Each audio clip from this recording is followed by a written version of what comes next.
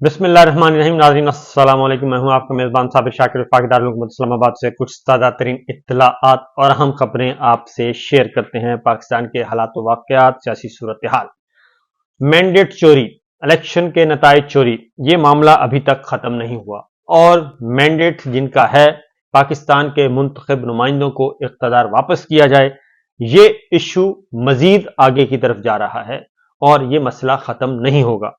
एक तरफ हम देख रहे हैं कि पाकिस्तान तहरीक इंसाफ के अंदर बहुत सारी आवाज़ें उठ रही हैं और इमरान खान साहब पे पाबंदी लगा दी गई है मुलाकातों की और मखसूस लोगों को मिलने की इजाज़त है, यानी कि जिस पे गवर्नमेंट चाहती है उनको मिलने देती है, जिस पे गवर्नमेंट नहीं चाहती वो रहनुमा नहीं मिल सकते। और एक मीटिंग होती है तो अगली मीटिंग में मामला तब्दील हो जाते हैं। तो ये बहुत सारी आवाज़ें आ रही हैं पाकिस्तान तहरीक इंसाफ के अंदर से, लेकिन उससे भी ज़्यादा क्योंकि इमरान खान साहब इस वक्त जेल में मुक़य्यद हैं, उन तक एक्सेस नहीं है, तो बहुत सारी कन्फ्यूजन, बहुत सारी गलतफहमियाँ, लेकिन उस पर एक अलग वीलॉग जो है वो मैं करवाऊंगा डिटेल के साथ कि पाकिस्तान तहरीक इंसाफ के अंदर इस वक्त क्या चल रहा है। उससे भी ज्यादा जरूरी है पाकिस्तान के इंतखाबात जो चोरी किए गए हैं, नताइज चोरी किए गए हैं, वो बहुत ज्यादा जरूरी है।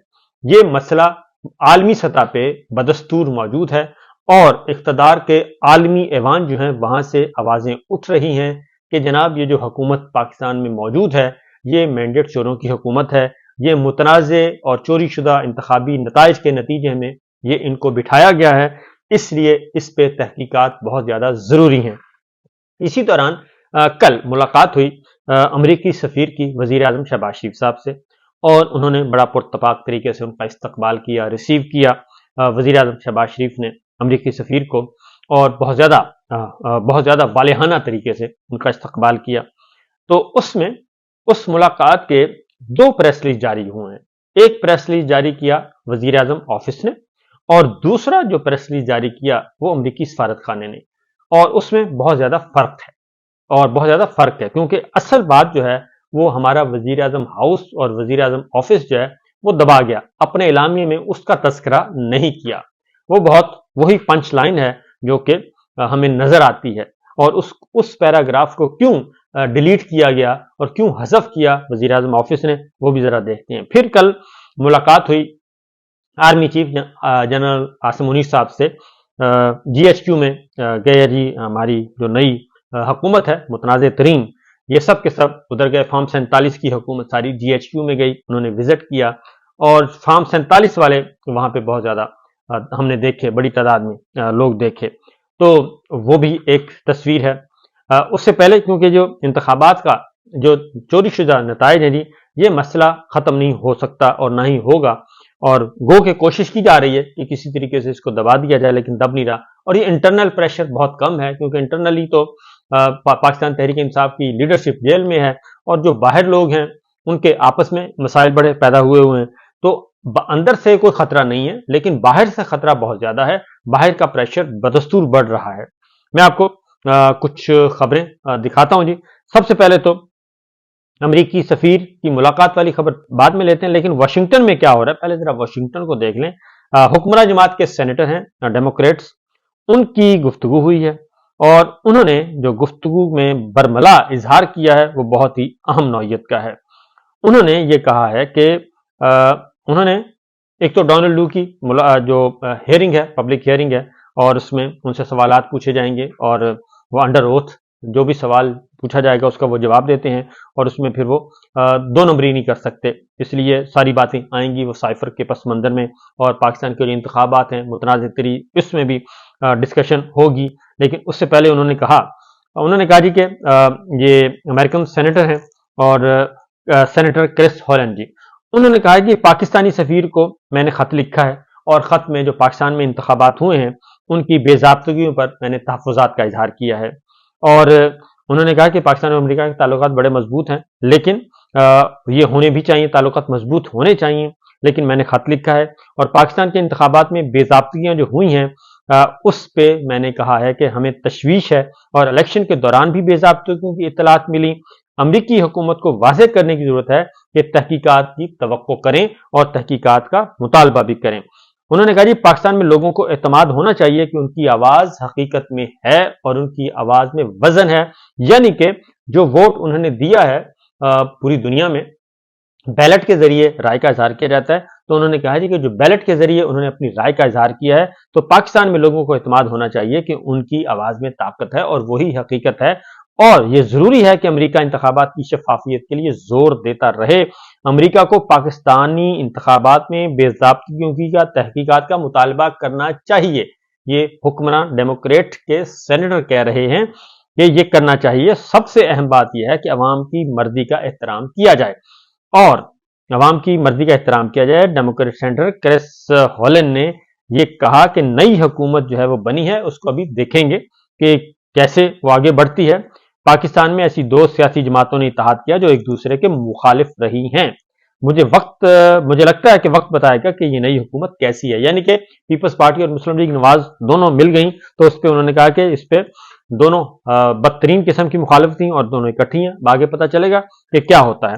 تو پاکستان سے متعلق جو درست سمجھتا ہوں اس پر بات کرتا رہوں گا۔ انہوں نے پاکستانی سفیر کو خط بھی لکھا ہوا ہے، ہمارے امریکہ میں جو پاکستان کے سفیر ہیں، کہ جناب یہ الیکشن میں جو دھاندلی ہوئی ہے اس کے بارے میں ذرا بتائیں۔ پھر کرس ہولن نے جی امریکہ کینیڈا میں سکھ رہنماؤں پر بھارت کے قاتلانہ حملوں پر بھی رد عمل انہوں نے کہا، انہیں الزامات کی تصدیق ہو جائے تو تشویش ہے، بہت پریشان کن صورتحال ہے، اور بائیڈن انتظامیہ نے سکھ رہنماؤں پر حملوں پر تشویش کا اظہار کیا ہے۔ اب یہ ہے سچویشن امریکی واشنگٹن میں جو آوازیں اٹھ رہی ہیں، یہ تو ہے وہاں کی صورتحال۔ اب ذرا آتے ہیں صورتحال کی طرف۔ جو ملاقات ہوئی ہے وزیر اعظم شہباز شریف صاحب سے جناب امریکی سفیر کی، اس میں ذرا آپ کو میں لے چلتا ہوں کیونکہ وہ بہت امپورٹنٹ ہے۔ پہلے ذرا وزیر اعظم آفس کا جو اعلامیہ ہے پہلے ذرا اس کو دیکھ لیتے ہیں، وہ کیا کہتا ہے وزیر اعظم آفس کی طرف سے۔ وزیر اعظم آفس کہتا ہے کہ ملاقات ہوئی، دو طرفہ تعلقات کی موجودہ صورتحال پر اطمینان کا اظہار کیا گیا، دونوں ممالک کے درمیان تجارت، سرمایہ کاری، توانائی، صحت، دفاع، تعلیم، زراعت، موسمیاتی تبدیلیوں کے شعبے میں موجودہ مثبت رفتار کو برقرار رکھنے کی ضرورت پر زور دیا۔ ان کی حکومت معیشت کو مستحکم کرنے اور غیر ملکی سرمایہ کاروں کو راغب کرنے کے لیے مائکرو اکنامک اصلاحات پر توجہ دے گی۔ اور پھر یہ کہ ایک پیرا یہ بھی ہے کہ اسپیشل انویسٹمنٹ فیسیلیٹیشن کونسل کے کردار پر بھی روشنی ڈالی، جو پاکستان میں ترجیحی شعبوں میں غیر ملکی سرمایہ کاری کو تیز کرنے کے لیے قائم کی گئی۔ ملاقات کے دوران دو طرفہ اور علاقائی اہمیت کے معاملات پر بھی تبادلہ خیال کیا گیا۔ انہوں نے سرسری سی بات کی ہے، اور جن میں غزہ، بحیرہ احمر کی صورتحال، افغانستان میں ہونے والی پیش رفت پہ بات چیت کی گئی۔ ملک میں ملاقات میں وزیر اعظم نے امریکی سفیر ڈاکٹر عافیہ صدیقی کے معاملے پر بھی پرزور طریقے سے معاملہ اٹھایا، اور امریکی سفیر کی طرف سے دو باتیں کی گئیں۔ انہوں نے کہا جی کہ امریکہ پاکستان کا ایک اہم پارٹنر سمجھتا ہے، اور دوسرا کہ دونوں ممالک کے درمیان مضبوط تعلقات استوار کرنے کے لیے حکومت پاکستان کے ساتھ مل کر کام کرنے کی امید کرتا ہے۔ اب ذرا آپ کے لیے چلتا ہوں جو جاری کیا گیا جی امریکی سفارتخانے کی طرف سے، کیونکہ یہ ذرا ذہن میں رکھیے گا کہ جو وزیر اعظم آفس کہہ رہا ہے اور اب ذرا امریکی سفارتخانہ کیا کہہ رہا ہے۔ امریکی سفارتخانہ یہ کہہ رہا ہے کہ ڈونلڈ بلوم کی ملاقات ہوئی شہباز شریف صاحب سے، جس میں علاقائی سلامتی پر حکومت پاکستان کے ساتھ شراکت داری، IMF کے ساتھ اور اس کے ذریعے مسلسل اقتصادی اصلاحات کے لیے امریکی حمایت، تجارت، سرمایہ کاری، تعلیم، موسمیاتی صورتحال سمیت دو طرفہ امور پر بات چیت کی گئی، تبدیلی اور بات چیت کی گئی۔ اس کے بعد اگلا جو ہے امپورٹنٹ بات ہے وہ حذف کر گئے، یہ بات ختم ہو گئی جی، اتنی تھی۔ اس کے بعد انہوں نے کہا جی سفیر اور وزیر اعظم نے اس بات پر بھی تبادلہ خیال کیا کہ دونوں ممالک US Pakistan green alliance frame work کے تحت موسمیاتی تبدیلی سے نمٹنے کے منصوبوں کو تیز کرنے کے لیے کس طرح مل کر کام کریں گے۔ اب یہاں پہ اس جو ہے فیسیلیٹیشن کونسل کا یہاں پہ کوئی ذکر نہیں ہے، یہ بس ان کا پریس ریلیز ختم ہو گیا، لیکن دو لائنیں میں آپ کو ضرور بتاؤں گا جو کہ بالکل ہی وزیر اعظم آفس والے اعلامیے میں نہیں ہے۔ اس میں انہوں نے کہا ہے کہ امریکی سفیر نے پاکستان کی جمہوریت اور آزاد پریس کے کلیدی کردار کے لیے امریکی حمایت کا اظہار کیا۔ یہ خاص طور پہ یہ بات انہوں نے کی ہے جی۔ اب انگلش میں بتا دیتا ہوں کہ پاکستان's democracy and the key role of an independent press، یہ انہوں نے کیا ہے جی امریکی سفیر نے۔ पाकिस्तान डेमोक्रेसी एंड द की role of an independent press. अच्छा, मैं इंग्लिश का भी आपको बता देता हूं कि ambassador Blome's express US support for Pakistan democracy, कि अमरीकी जो सपोर्ट है वो पाकिस्तान की जमहूरियत के लिए है, पाकिस्तान की जमहूरियत के लिए, और उसके आगे एंड द की role of an independent press, और आजाद मीडिया के लिए है। ये बात उन्होंने जनाब की है, और ये चीज जो है वो गायब है, हमारे असल जो बात है वो इसमें से गायब कर दी गई है। तो जमहूरियत, और नंबर वन जमहूरियत को सपोर्ट कर रहे हैं हम, अमेरिका जो है। दूसरा ये कि आजाद प्रेस को और आजाद प्रेस के किरदार को हम इसको सपोर्ट करते हैं, ये है हमारी बुनियादी ताउन। तो इसको वो गायब कर गए हैं। अब सूरत हाल ये है कि ये बातें कहने की क्या जरूरत थी, क्योंकि इस पस मंजर में जाहिर है उन्होंने बहुत ब्रीफ लिख दिया।